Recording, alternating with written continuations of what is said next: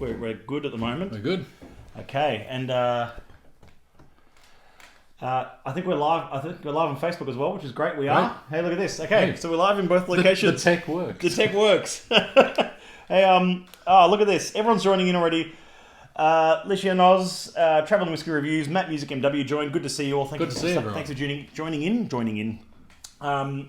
My name is Matt Bailey. I'm the National Ambassador for the Scotch Malt Whisky Society, and I'm sitting here with Mr Murray Hassan, who I've had on once before. Hi everyone. Who is our resident society book nerd who knows everything about whiskey literature there is to know. And we're going to talk about Outturn. We're going to talk about books. We're going to talk about whiskey.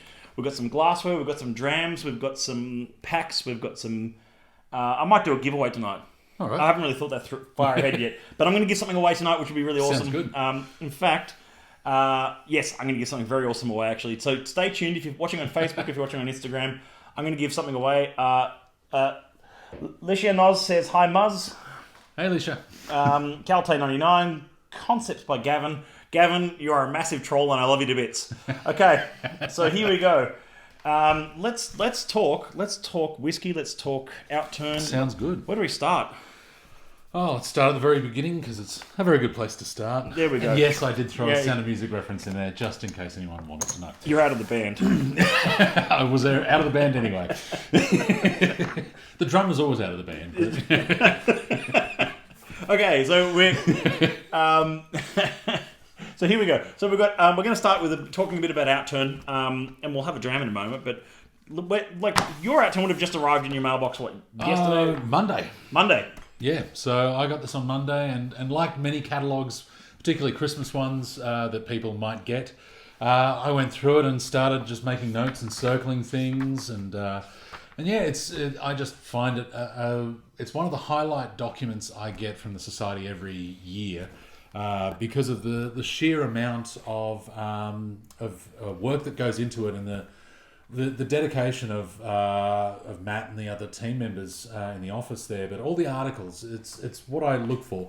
Yes, the whiskey, of course, I'll be putting an order in on the 15th when this goes live, 15th of November. But the articles and the research that's done and the things that you read in here, bits I've not known and stories that are really interesting. Matt wrote an article. Andrew Durbridge, our cellar master, wrote an article. And Andre and Susie wrote articles too. So, and little bits and pieces. Matt's covered this in previous live streams, but I find this part of the Outturn really interesting. And as whiskey literature and articles go, it's certainly one of those things that, and I'm not shamelessly plugging because it's Society. I do genuinely look forward to this every year. It's something I enjoy reading and rereading as well. So, yeah. Well, there we go. We've said it all. No, I mean, can't cover much more, but I'm just going to give you what my perspective is on the festive Outturn, as we call it, the big party animal, as it's called this year. The reason why I love the festive Outturn is it's a few reasons. First of all, I love a big format Outturn like this. Yeah. I just nerd out over it. You know, our normal size Outturn is A5. It's just half the size. So, half the size. It works, but it's kind of like I really like a big format Outturn. It feels big, and I know it's old publishing thing, isn't it? Yeah, so it is. You love a big, and then the publishing trick. You remember? Oh yeah, got to smell the paper. Smelling the paper. Smell the paper stock. And I'm not the only book nerd here. I think he is too. So what I like to do with this as well is the other thing I love about Outturn, especially one when I get a bit more room to play around with, is I love being able to have like massive sort of articles from both staff and members in here. Yeah, it's like you even just on page 4, like skip. I've got a little article on page 3. Andrew's got a double page on page 4, 5. It's a note from our cellar master that says Andrew Durbridge, our cellar master, has written an amazing piece here. He's such a natural writer. He is. He's so at ease with being able to write fluid text, whether it's tasting notes or whether it's articles for Society or Whiskey and Wisdom is his other hat that he wears. He's just he has a very natural way of writing and a natural flow of it, and that's one of the reasons I do enjoy reading his articles, and I've gone back to them over the years and drawn out different things over time and it helps my own whiskey education. It rounds out the things that I read, and helps me with perspectives on things that I may not know. He's got a few years extra on society and whiskey experiences to me. So yeah, and he's just see the difference between Andrew and I when it comes to writing these kind of things in Outturn. I feel like he just sort of like brushes his hand over a keyboard and it just appears. Whereas me, I have to actually mash a keyboard with my fists until my fingers bleed to make it happen. Because I just don't have that natural flair like he does for words. Yeah. But and then we've got a bit about our state managers. I'm not going to go through the whole Outturn just now, but what I will say, it's yes, I love featuring 35 casks, but I also love just the member stories that you get. Like here's a photo of Andrew and with Alex Moores, one of our members in Melbourne, a very key member to the society, and one that he's actually going to be working with us a bit next year as well, even more so. It's great, which is really great. And so like reading about his sort of adventure this year. And he starts by saying, just when he thought in 2018 the society couldn't get any better, along came 2019. Yeah. Like, that's really awesome to hear members say that. It is kind of lovely, thing. yeah. And it's just, and also I've got to say, it's the little things in here, like being able to like the heresy bottling. Yeah. I've actually got a bit left over there if we want to try it. Oh, I may want to try that later on. Yes. Okay, but and then it's still. But I'll be going for a bottle of that anyway. So. Yeah, it's one that you pour over your Christmas cake. I promise you. Which any excuse to have A, Christmas cake, and B, whiskey, cognac, or any booze with that is crucial. Absolutely. How else does anyone get through Christmas dinners? Exactly. So, and then we and that's sort of, it's kind of like it's also being able to have a few sort of nice little Christmas gifting ideas in the back here. That I reckon that I was talking to Susie about this. I reckon the advent calendars will be much more popular than I gave it credit for. I have this feeling it's going to be popular. I'm really interested to see how that works. Yeah. Yeah. It's such a cool idea opening a new cask every day in December. Yeah. No, it's I've enjoyed very much a lot of the gifts that exist through here and the glassware as well. A couple of times I've given the whiskey tasting glasses to friends who have been members but haven't got a glass, or they've liked them and never actually bought one themselves, or they've gone, I'm just using your glasses, and they borrow my Glencans all the time, but I decided to give them a gift pack of those, which was quite nice as well. So it's lovely gift options. The team have done a huge amount of work getting that together, and all credit to everyone in the office for that. No, it's. I sort of said this. I think I said this. I touched on this last night. How the hard part's done for me. Yes. It's kind of like there's so much lead up into this that we just you finally get to the end of it. We've constructed and proofread 36 pages, which doesn't sound like a lot, but it's like it's try every taste. Yeah, try and do it. It's every single tasting note. It's image rights. It's color balance. It's the casks. It's everything that you got to go through, and then you go. Finally, I'm holding a printed copy, which means it's done. But I'll be honest, though, at this point, we've got it down to a fine art. I mean, we've become much more efficient at it, but still, it's something that we create locally for members every time, which is great. I'm just going to grab a couple of questions on the screens for those who have been joining in. What size are the drams in the Advent? Jamie Pooh's, they're 25ml, but most of them are a little bit overfilled, if I'm being honest. So they're bordering on 28, 29. Yeah. So they're the same size samples as you get in the gathering packs and other packs that we've had over the last 12 months or more, and they're they're 25ml. And I've been sent the list in confidence of what the drams are inside the pack, and it's a really exciting list.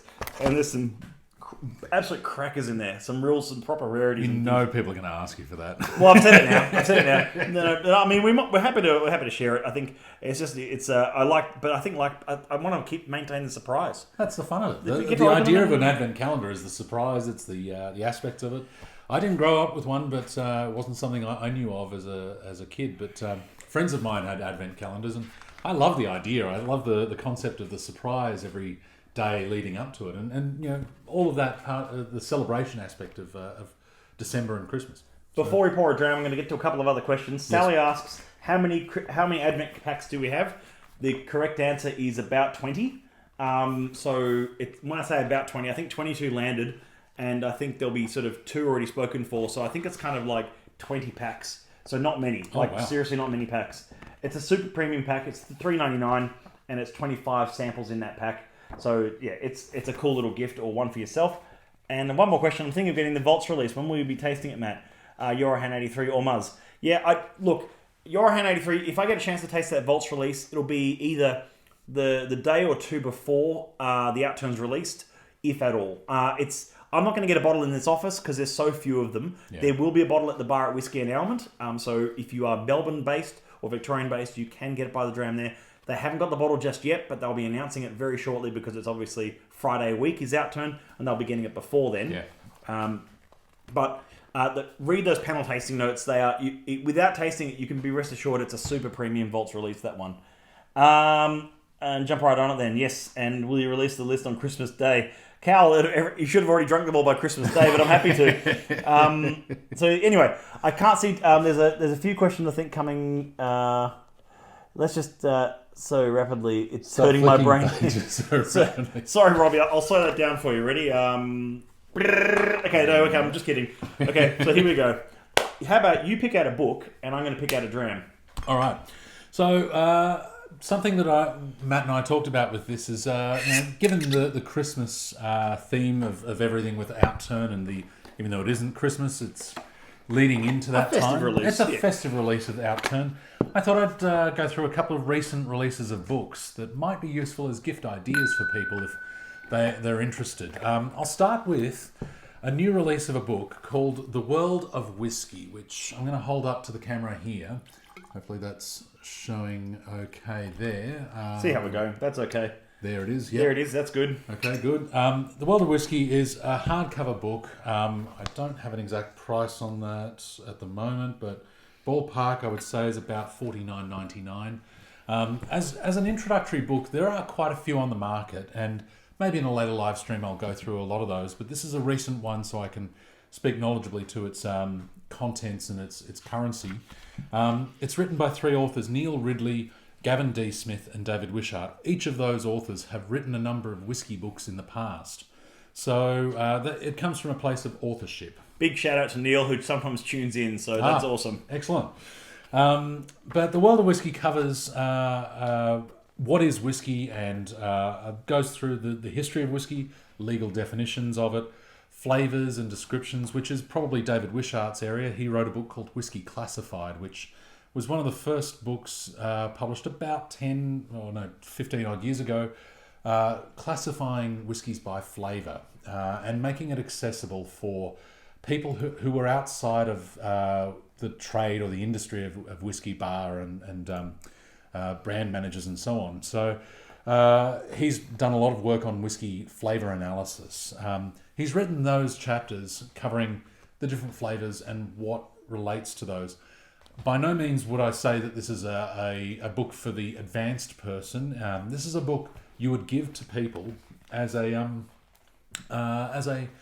introductory book, or if they were interested in whisky or they wanted to learn more about whisky. They may have even been to some society events or some other whisky events. I know, Cal Tay, last night you talked about the whisky clubs and how do you learn more things and how do you find those people. It's through reading things like this and maybe discussing them online that you can also read, find out more about the whiskies and find people with common interests in those things. So this is a new book that's just come out this month in Australia. It's probably out overseas, I think, in the UK and Canadian markets, maybe last few months, September or August. But that should be in most major bookshops, and it's a fairly recent release, so being a new release, I should say, readily available. So that's a great book, spanning a variety of aspects of whisky, everything from beginners right through. A shout out in there to the Society. They talk about the Scotch Malt Whisky Society briefly on a few pages.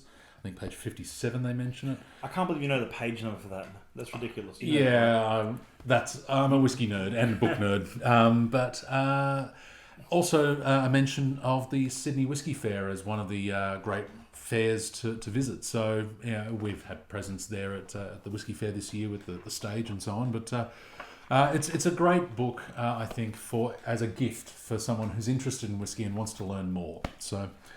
You know what this reminds me of? What's that? This reminds me of those books like the World Atlas of Whisky and things like that were published in like the 50s and 60s. Yes. And there's a big section of the book which sort of goes over each of the core releases from the distilleries. Yeah. And you look through those ones from like the 60s and it'll have like White Horse Lagavulin in it. And you're like, man, imagine if that was still cool range.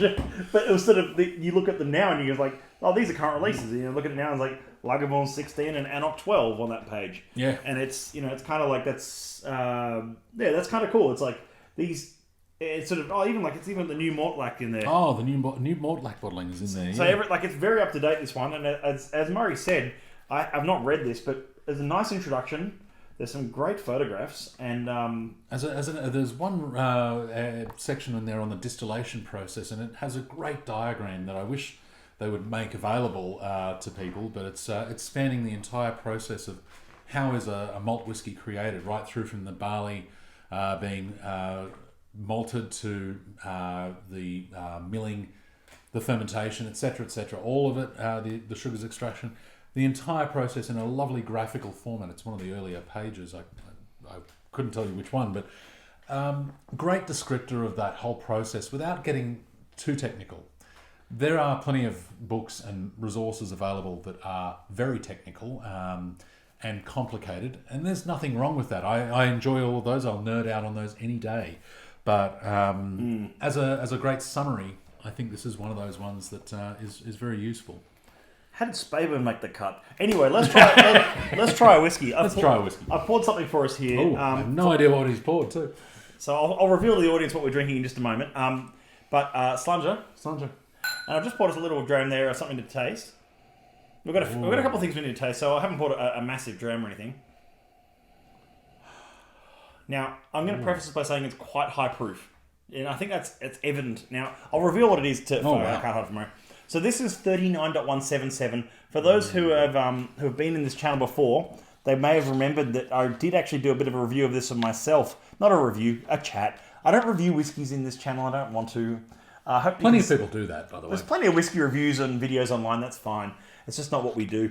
So that's casual sponge cake. That one there. It's a sponge cake. Sorry. Let's get back to that question. Sorry. Cal says there's a book and whiskey pairing. There you go. Yeah. Quite got to work on that, Cal. Matt, what beer and whiskey did you pick out? Actually, look, I'll tell you right now. I'm actually just having it was a Colonial Sour. So those sort of peach-coloured tins, and I poured it into a glass just literally a minute before we started. So cheers. The sour's really you're not much of a beer guy. Not a beer guy myself, but the sour is really it's a really very very neutral sour. It's a very lovely crisp neutral sour. It doesn't actually there's no offense in this sour at all. So it's 63 point something %, that one. 63.1. It's got a little bit of heat on it, but I think, at nearly 63%, it's hiding a fair bit of that alcohol. It's not going to knock me around or silly, but I think it probably can take some water. I'm gonna add just a few drops to that. Oh, there's that vanilla. Oh, it just came back. You got it on the nose, but that sponge cake, it's Victoria Sponge. Victoria Sponge, yeah. Yes. You almost get like a mango note on that, like a overripe mango. Yeah, I don't know. On the nose, I got a bit of that. There was something fruity on that. Should try that in a cocktail. Cocktail Co. I thoroughly agree. We should actually. We could mess around with some of that on another stream. There's no reason why we couldn't. Ooh. By the way, for those tuned in on Instagram and those tuned in on Facebook, we're going live to both Facebook and Instagram at the moment. I probably should have prefaced this video by saying, if you prefer to watch on our Facebook group, it's facebook.com/groups/SMWS Australia, or of course, if you're already on Instagram, you know where we are. So there might be a few comments on the ye old Facebook here, but we've got the camera's all the way over there. Sorry, so we're just having we're having to squint a bit. My tech budget isn't very big, so thanks for the ad, Ivan. The book's called World of Whiskey. Yeah, Ivan, you're very welcome. We'll check out the full video later tonight. Cheers, Matt Bailey. Yeah, cheers. Usually says Linkwood. We wouldn't know. It's Distillery 39. What distillery could that possibly be? What could it be? No, yeah. Well, look, you're right, but it's one that we'll call it Distillery 39 for. This is definitely sponge cake. I can certainly get that. I can understand why that is definitely called casual sponge cake. That works with a drop of water. Really? I should do that. Give it a try. I reckon it works. It's always the drams you don't expect will, though, in some ways, isn't it? Did you watch the Gathering stream I did with Andrew? Yes. It's like he added water to that 23-year-old Distillery 35. Yeah, but... And was like, and I said, I wouldn't add water to that. And he said he did it. He did, and he said it improved it, and I did it as well. And he was like, oh, you're right. Oh, that brings out new things in the nose.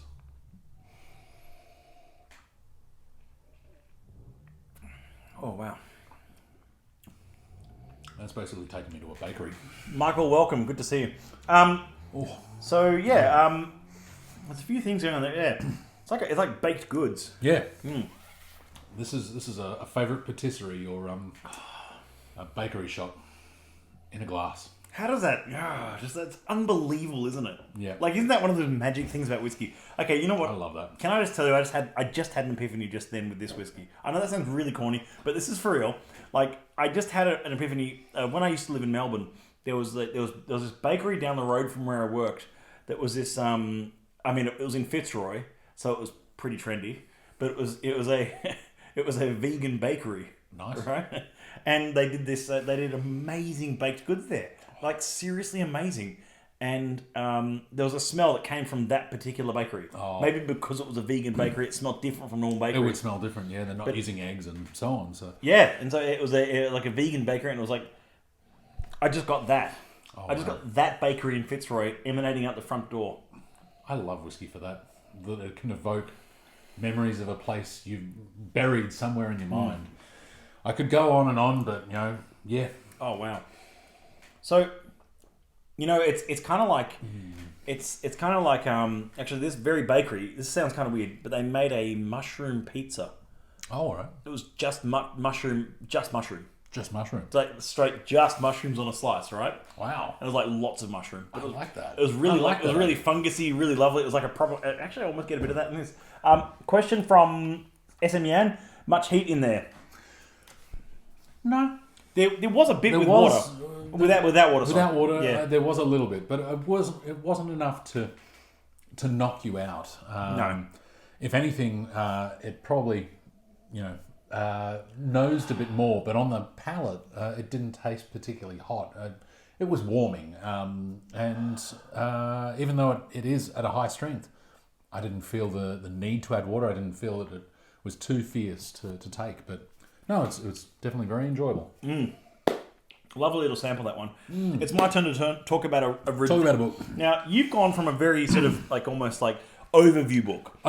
You've gone from a book which is great for sort of first timers and people like getting into it. Not just first timers, but people like wanting to learn a lot more about single. If you want whiskey. to learn a lot more about whiskey as an area, I'm not going to call it a category. I know who does in the marketing sense, but I'm going to say if you wanted to learn more about the world of whiskey as a drink and a lot of that backstory, that book, The World of Whiskey, which I've got there, is a great comprehensive overview, a pullback view. By the way, Whiskey Gaucho says evening, gentlemen, and hashtag Muzzman. Awesome, Muzzman hashtag. I like that. You know the Gaucho. I know the Gaucho. We're not allowed to say his real name because he likes being the Whiskey Gaucho. He loves being the Whiskey Gaucho. But there we go. Okay, my turn to talk about a ridiculous book, which is a recent find, which is kind of like. So this was published, this hardcover, this lovely hardcover was missing its slip jacket, was published in 1968, which is rather cool. So it's a few years old. Yeah. It's called Whisky in the Kitchen. I'm going to show I'll try and get the label in focus here for you. It up. Oh, look at Stretch here. So we'll get that in focus there for you all to see. Murray's got that there. There we go. Oh, we're pretty good. Look, I think that's about as close as we're going to get. Yeah. So that's called Whiskey in the Kitchen. That was for the Facebook crowd, and we'll just pull it back. Yep. So Whiskey in the Kitchen there. Yeah. So it was kind of like it basically starts off with talking about how to make food and spirits for fun and compliments. It's kind of a bit of a piss take book. It's kind of a bit of fun. And they sort of say, I'm sure it was meant in the serious way, but context matters. Context matters, and they talk about how to mix things like here we go. So how to mix whiskies, gins, vodka, rums, brandies, and liqueurs. It's called Whiskey in the Kitchen, but it's how to mix things in with food. And it's the language in it is quite 1968. But what I love about it is that every single recipe incorporates a spirit into the recipe, which is not really common anymore. Like, we don't really talk about this. No. Like, we talk about food pairing.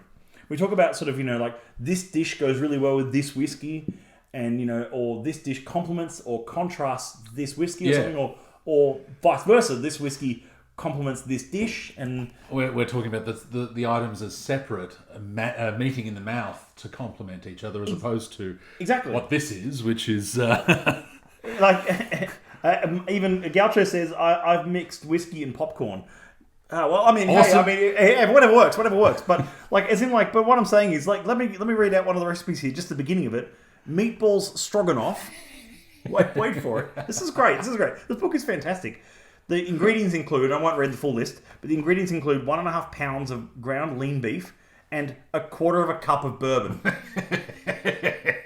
Like, that's really awesome. And it says, like, combined beef, bourbon, salt, pepper, egg, and crumbs. So each of the recipes in here incorporate an element of whiskey, whether it be sometimes boozy beef bourguignon. a beezy beef bourguignon. So these are all the beef dishes, and then there's obviously the poultry. We just say chicken these days, but poultry. Game. Game. You know it's an old school cookbook when it's got game as a category in it. And it's there's a couple of red wine. And This reminds me. I do remember a book that I know I've got somewhere, but I have to dig it out of storage probably. It's called Baking with Booze, and it's essentially the same as this, but baking, not just cooking in the kitchen or whiskey in the kitchen and integrating booze in various dishes, but it's baking specifically with booze. I've got to track that down. I know it's in one of my boxes somewhere. But how about some biscuit tortoni? So 2 eggs, 1/2 cup of confectioner sugar, and 2 tablespoons of clear white Jamaican rum. Not rum, not like clear white Jamaican rum. Like it's oddly specific and oddly fantastic, this one. So that's a very cool little find. I have to try and create some of these recipes. And I'll try and create them and then put them on live, which would be ridiculous. I think that sounds so cool. And of course, absolutely absurd. But that's that's the way it goes. I love that. So let's pour another dram. Pour another dram. Now we need to try something a bit different. Now something else from Outturn. Now I had a special request for this particular bottling last night in the stream, which was for 52.28 milking a cowfish, and we'll grab some of these questions as we pour just a dribble of this. There's not much in this bottle because it was sort of remnants from an event, and it's just a wee chance for us to taste something a bit different here. So I'm going to hold that label up for everyone to see. That's milking a cowfish. I hope you can see that on Insta and Facebook, of course. Yep, you're fine there. There we go. So that's cask 52.28.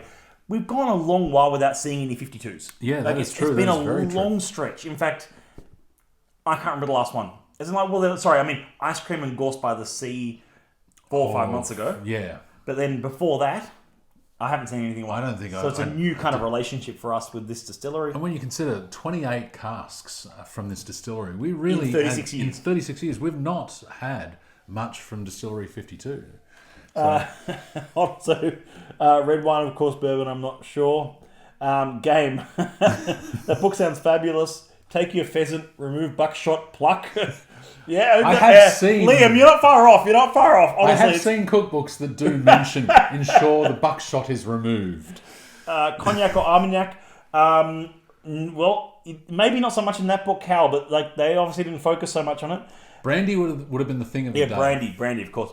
And shout out to Scotty for his 9 p.m. for his bartender's brandy. I said I'd say that in my stream, so Scotty, nice. I've covered my commitment, so go away. How do you milk a cowfish? Carefully. Yeah. There was a 52 in Feb cow. That's the one I meant. It was like 4 or 5 months ago. I'm probably understating that. It was probably closer to 7-8 months ago, being February. Time flies when you're having fun and drinking. Time flies when you're having fun and drinking, exactly. So this one's a bit different because that 52 that came out in February was a sherry cask. That's right, it was. It was an 11 or 13-year-old sherry cask from 52. This is a 11-year-old bourbon cask from Distillery 52. Now, in the tasting notes, one of the tasting notes I really quite love about this is that it says it's uncompromising, it's brutal, it's tough, and it's intensely coastal. Now, some people might see that as a negative. Yeah. Some people might say that as like a sort of it's uncompromising, it's brutal, it's tough, I don't see that I see that as a unique tasting note. That's an interesting tasting note, but I can see also why people would be shying away from that. You know, brutal is not a tasting note that invites people in, usually. Most people don't drink whiskey to be challenged like that with brutal. But people I love a challenge. We do, yes, absolutely. And most society members, I can probably safely say, really? Enjoy a challenge. Why not? I mean, they're not coming to drink smooth whiskey. They're coming to drink interesting whiskey. They're coming for interesting. They want a challenge, and I think that's. If I'm wrong, like, point me out in the comments. Seriously, like, this is a live stream. You can say whatever you like here. You can go nuts. Will Muzz bake in December on the show? You know what? From that reaction, that's a yes. I'll do it. He liquors me up. I'll commit to Got things. him. Okay, and what was the plug for the 9 p.m. live stream? Was the Instagram handle? Mate, Cal, I'm not giving Scott that much of leeway. I'm just saying. I told Scott I'd give him a shout out, so that's all I'm going to say for now. That's got a beautiful coastal note though. This is for me being on a headland as the breeze comes off the water. Just that saltiness. Just to dig a bit of technical for a moment. So it's an 11-year-old in the 11-year-old whiskey, single cask, refill hogshead ex-bourbon, 59.6%, one of 231 bottles. It is in the Outturn. Let's talk a bit about this one. So it's a distillery in Wick. Yep. A distillery we know well in Wick. And no one wants to actively be in Wick. No. It's not a place that it's not a very appealing place to be. No, even a mutual friend of ours who grew up there has said it's a great place to grow up, but you don't live there. You go back and visit. What's my favourite quote about Anthony is, what was that one? It's no, it doesn't matter. No, I'm going to say it now. You can take the boy out of Wick, but you can't take the Wick out of the boy. But Wick is a coastal town that was famed for its fishing. It was a huge fishing village in its time, fishing town proper. As a lot of that fishing industry has been cut back due to overfishing, and largely the industry for herring has disappeared, it is very much of its place. I've not been to Wick, but I've been to very similar places, and I can think of this as glebe fish markets, or glebe fish markets, like mackerel fish markets, like fresh fish on the shore. Yep. Like, you know what? One of the actual note on the bottle of uncompromising is bang on. Yeah, it is what it is. There's no getting around this. It's so big, and like it's so like it's one of those sort of like almost like sinus drams that hits you in the back of the eyeballs. Yeah. Whew. It's doing its job right now of the sinus. Wow. If you had a cold, this would clear it. Yeah, this is cold clearing juice. Now, if you like your peated whiskies, you'd probably really enjoy this. But just remember, oily and coastal is on the lower end of peating. Like this is almost an unpeated whiskey. Yeah. It's peat in there obviously, but it's almost an unpeated whiskey, which is what I mean. And as such, it's not the stereotypical peat ones that you see, but it's definitely of its coastal place. Liam says, enjoy a challenge. I barely mentioned rhyming and that escalated fast. He's not wrong. The couplets thing sort of spiraled out of control. That was fantastic. Thank you. Hashtag love a challenge. Hashtag team refill. Team refill. Yes, I love a refill. Can we just talk casks for a second? Let's talk casks. Someone on Instagram says team refill. Cal on Instagram says team refill. What he means by that is I'm a huge fan of refill casks. I love a refill barrel, a refill hoggy. I love when I get a whiskey that, with the spirit, I'm going to say it, the spirit is not encumbered by the cask. And vice versa, the cask is not encumbered by the spirit. So it's, as I've said at my tastings, if you've been to any of my events, spirit is here, cask is here, and they meet right in the middle. And that, for me, is a perfect whiskey. Yeah. Regardless of the region, regardless of age, regardless of proof, everything. I have people say to me often, I've tasted 63, 66% whiskies that tasted balanced and they could drink them neat. And they've also tasted 45, 46% whiskies that tasted hot. Yeah. It has nothing to do with proof. It has to do with cask and spirit integration. And that's a really crucial point. It's very much about those that meeting place of those two, the whiskey type, the barrel type and the spirit meeting together and finding a way to work well together. We've had, and you and I have both had separately and together, peated whiskies in sherry barrels that have fought each other and clashed awfully. Yeah. they end up hopelessly out of balance, and you know there's a struggle going on in the mouth, and it's not a pleasant one. It's a knockout, and your mouth is the victim here. Yeah, no one wins. No one wins in that scenario at all. So whilst we're enjoying that drama, what's the next book? Your turn. It's my turn, yes. Well, I thought I'd go to the more nerdy end of the spectrum now. We covered an overview book. This one here is one that is known to some members already, and some of the people in the groups on Facebook and on the live stream. It is the Malt Whisky Yearbook. It has just come out in its 2020 edition. I will bring it forward here. Here we go. I think we're getting nice and close.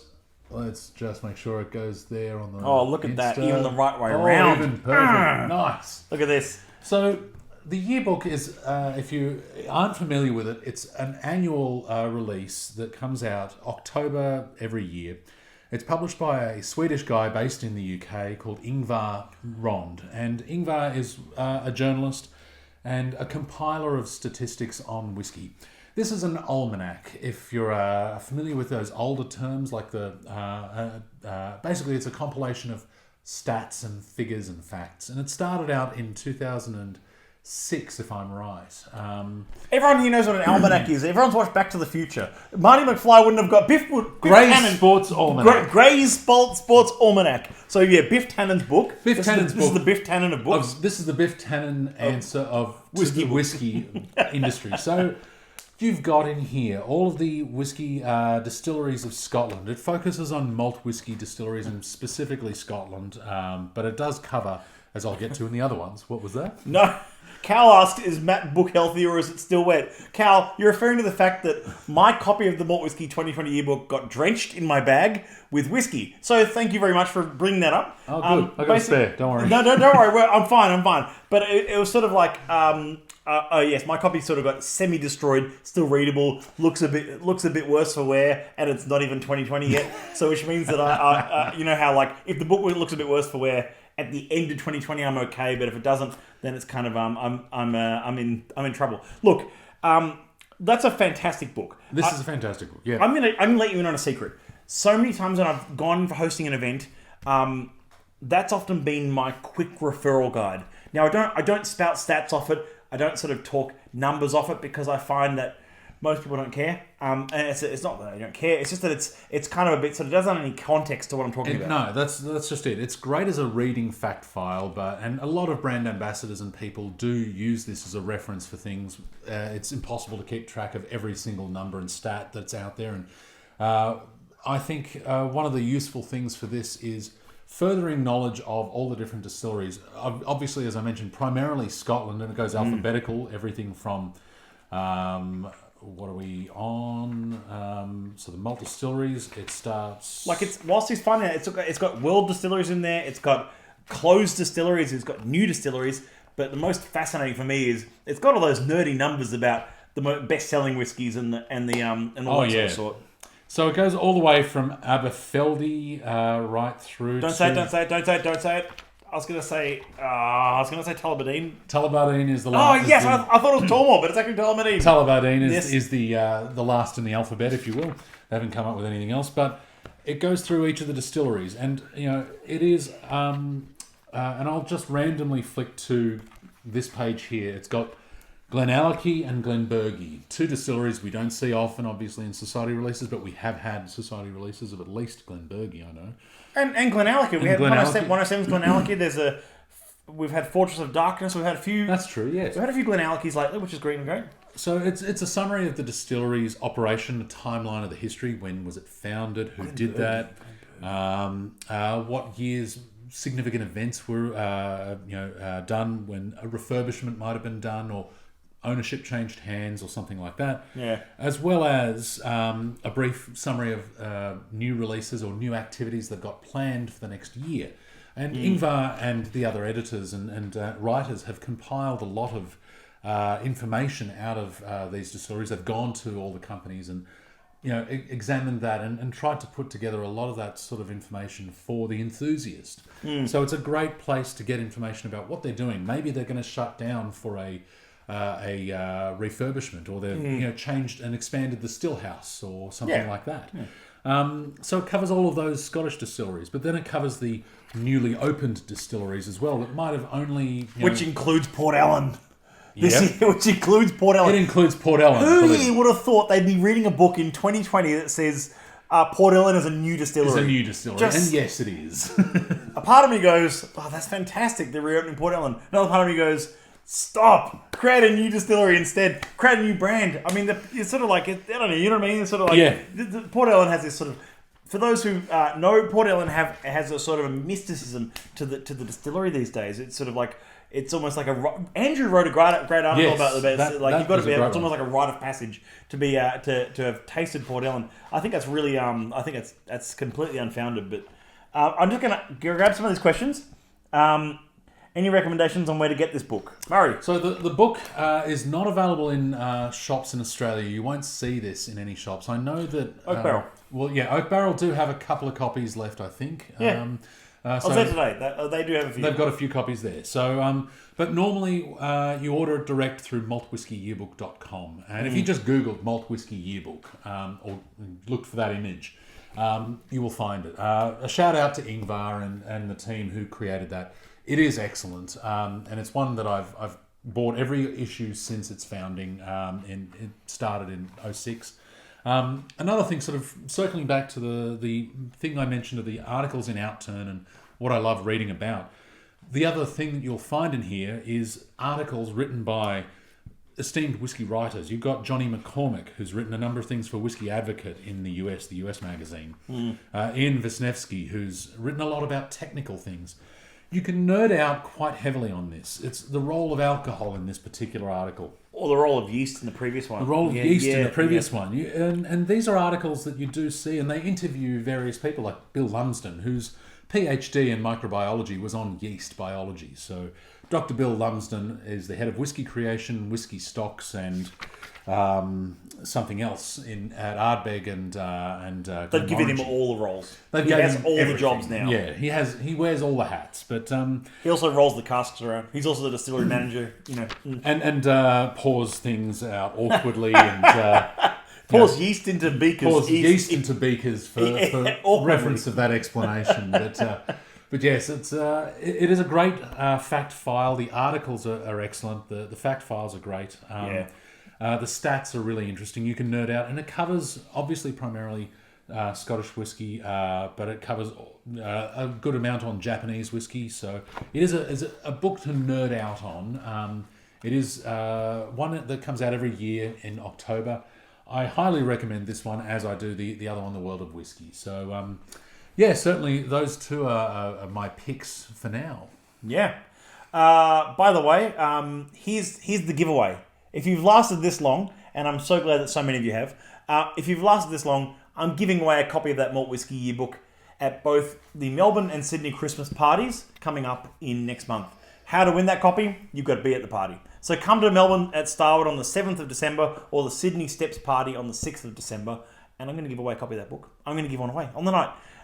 The way we give it away, I have not yet decided, but only because I decided I'm doing this giveaway as we start to press play on this video. So I haven't really organised that yet. A question from Calte. This is a really good question, by the way. Would you say that book would set trends and can create or destroy whiskey trends? We talked about trends and the whiskey boom a couple of weeks ago. As a broader question, can I rephrase that for a second for Cal? Yeah. As a broader question, do you think that great whiskey literature can actually move and shake trends in the whiskey scene? Oh, I definitely think it can. And going back to one of the other books that you've talked about before, and has been referenced by many, Michael Jackson, the beer writer, not the gloved singer, the beer writer Michael Jackson wrote a number of books on whiskey. He was one of the first writers to attack the world of whiskey in a written literature form in a more analytical way, and doing a survey of the different distilleries. He was one of the first, since Alfred Barnard did that in the 1880s, to really survey the different distilleries. He did it for a book that he wrote, the Malt Whiskey Complete Guide, I think it was. And he wrote quite favourably. Complete Guide. I think it was. I think that's one. Yeah. I think that's the one.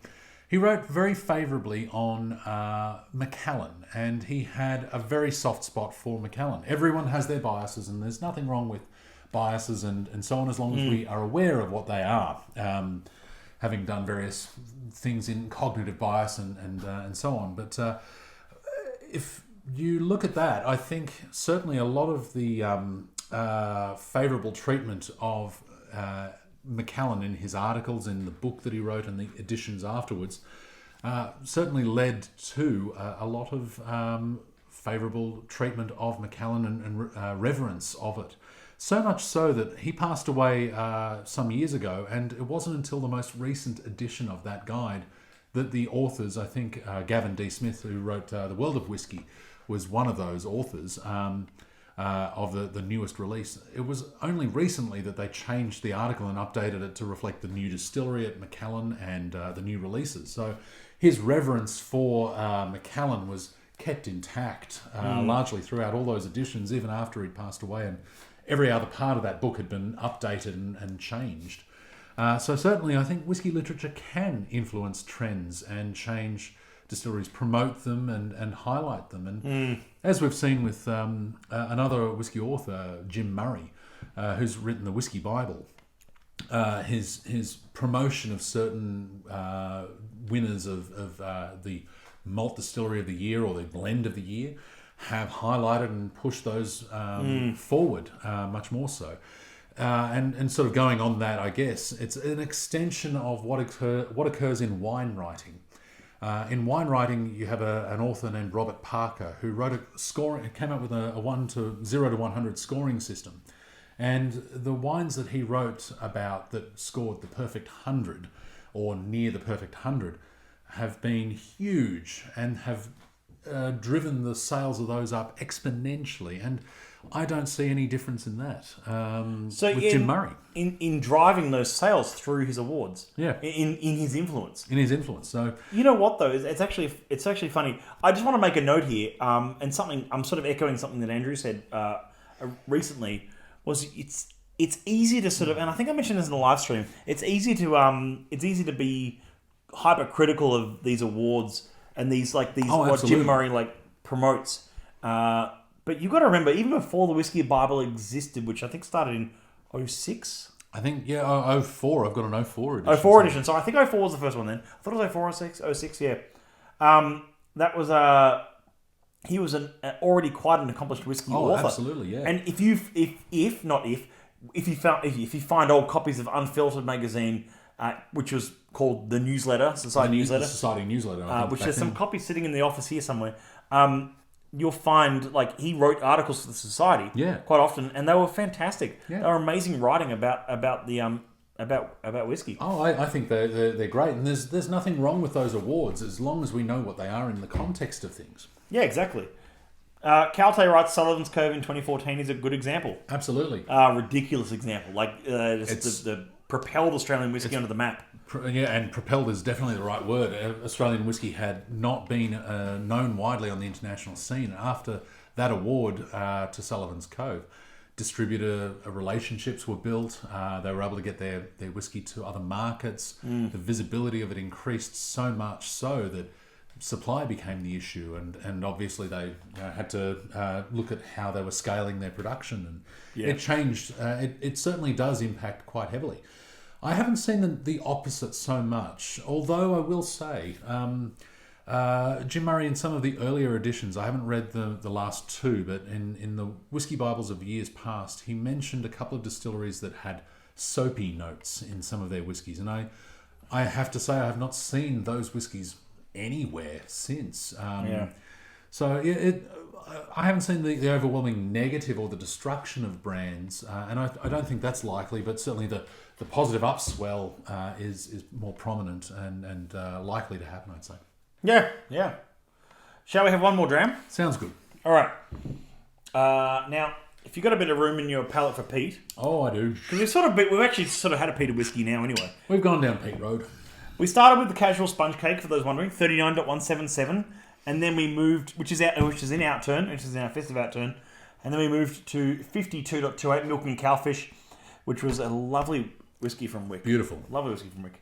And then we're going to move to something which is not in the current Outturn per se, because I actually don't have many of the peated offerings from Outturn in my office at the moment. So most of them will be snapped up anyway. yeah, there's no point in me pouring them if opening them up and otherwise. But we're gonna have a little taste of 66.145 Flambe Away, a 21-year-old single cask, a Highland peated whiskey.